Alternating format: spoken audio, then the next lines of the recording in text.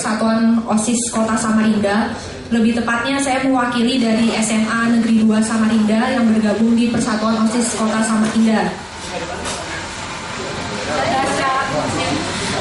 Di Persatuan OSIS Samarinda kebetulan alhamdulillah saya menjabat sebagai Ketua Umum Persatuan OSIS Samarinda, dan di sini ada pengurus-pengurus inti Persatuan Kota Samarinda yang hadir.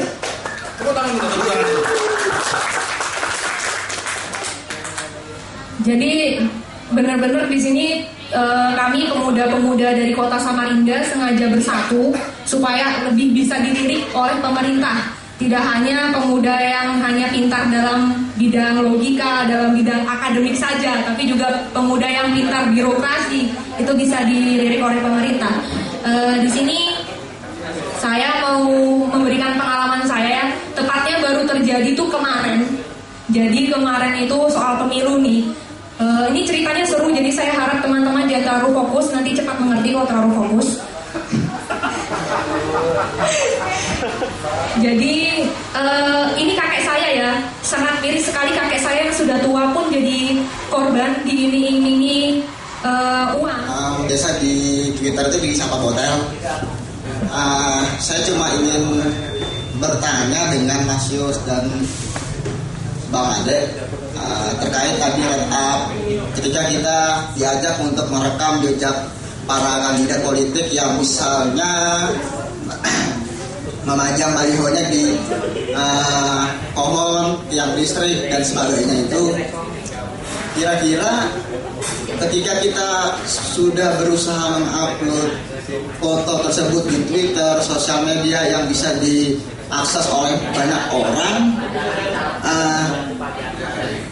apakah kita sebagai pengguna yang sudah menyebarkan itu mendapatkan perlindungan ketika ada yang merasa dirugikan terhadap kita udah mengupload, udah memvideo soal itu? Kenal semua, saya Andi. Kita saya Andi Asik 20.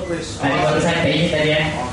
Kebetulan saya dari Komik Kaltim, Komunitas Pemilih Cerdas yang baru kemarin. Kami jangan bersama ya dengan teman-teman PPSI pengen membuat pemilu ini bersih, tolak politik uang, dan juga berusaha untuk menyadarkan masyarakat untuk sama-sama memilih ya golput. Widya Basuli, saya dari Persatuan OSIS Samarinda. Saya dari SMA Negeri 7 Samarinda. Itu letaknya di Lojana. Jauh dari sini. Saya ingin bercerita, saya ingin juga menanyakan, apakah Indonesia ini sudah terimage dengan money politik? Saya pemuda asli Samarinda, saya itu muak dengan kata-kata itu, money politik. Apalagi di Lojana. Saya ingin mencintai di Lojana. Orang Lojana maupun tua sampai muda sampai anak-anak itu. Saya juga sempat bertanya sama orang tua saya, Pak, nyoblos? Enggak. Kenapa Pak? Saya pada dawangnya saya mau nyoblos. Gitu. Apakah itu wajah Indonesia sesungguhnya? Saya dari Serti Ratnasari dari SMA Negeri Samarinda, perwakilan dari POS. Pertanyaan kakak tadi, peranan POS di dalam pemilu bukan hanya di dalam lingkup POS, tapi di luar juga.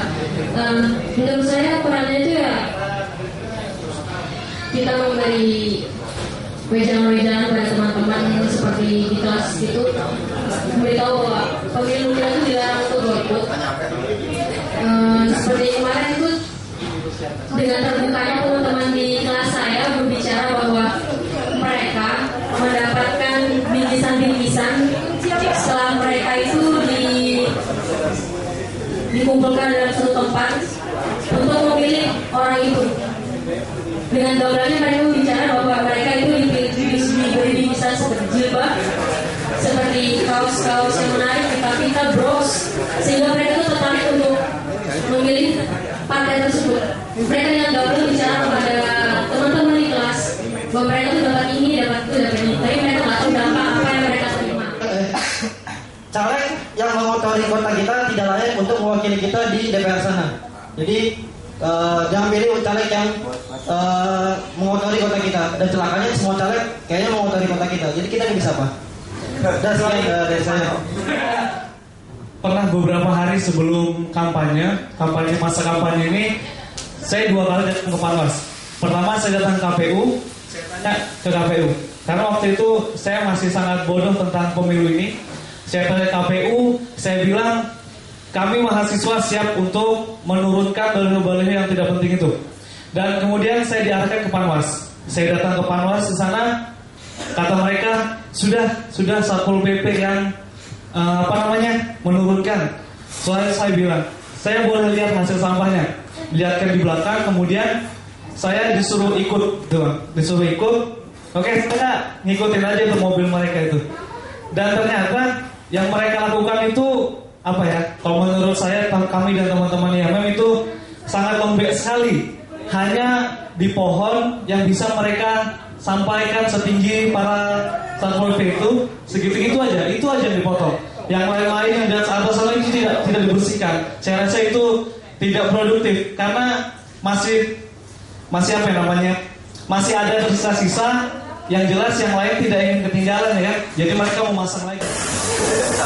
Jadi ada satu hal yang menarik kalau kita lihat bicara pemilu, terutama di kalangan muda. Tadi Mas Yus juga sudah sampaikan di awal kenapa pemuda itu ada kecenderungan golput. Pasti ada yang melatar belakangi kenapa orang tidak terlalu berminat untuk ikut golput. Golput itu bisa dengan dia tidak datang ke lokasi TPS, atau dia datang dia coblos semua dan merusak suara itu, semua itu juga termasuk, menurut saya termasuk golput juga semua sebenarnya. Kalau kita lihat selama ini bisa jadi hal itu terjadi karena banyaknya kekecewaan. Kalau kita lihat berita-berita bagaimana para wakil rakyat itu soal mereka duduk di dewan itu banyak yang mungkin tidak sesuai dengan harapan masyarakat, dan itu bisa terakumulasi terus menerus dari beberapa periode. Makanya sebenarnya kalau kita termasuk kalangan yang istilahnya masuk golput itu, secara tidak langsung kita juga akan mempertahankan juga sebenarnya wakil-wakil yang tidak sesuai dengan harapan kita. Karena yang jadi juga pasti orang-orang mungkin yang itu. Saya kira gerakan ini semoga juga menjadi inspirasi untuk kawan-kawan lain. Pertemuan semacam ini kita juga mempertemukan aktivitas informasi, berdakwah informasi yang kita juga saling berdebat, sehingga apa yang disebut sebagai masyarakat virtual itu akan terbentuk di Kota Samarinda. Tapi memang kita perlu bertemu offline, walaupun kita mulai berkomunikasi secara online, karena untuk menyatukan gerakan itu. Dan saya harap itu bisa menjadi persiapan buat kita untuk pemilu kada 2015, ya kan? Siapa tahu kita bisa mengusung seseorang yang jauh lebih baik dari yang sudah ada, atau kita menawarkan proses untuk pembangunan di Kota Samarinda. Sehingga apa yang disebut sebagai aksi itu tidak selalu harus memanjat pohon, tidak selalu membakar ban di depan rebus, tapi juga menyampaikan pemikiran, menyampaikan gagasan. Saya kira itu adalah aksi, dan saya yakin satu kali klik itu bisa menjadi sebuah aksi politik.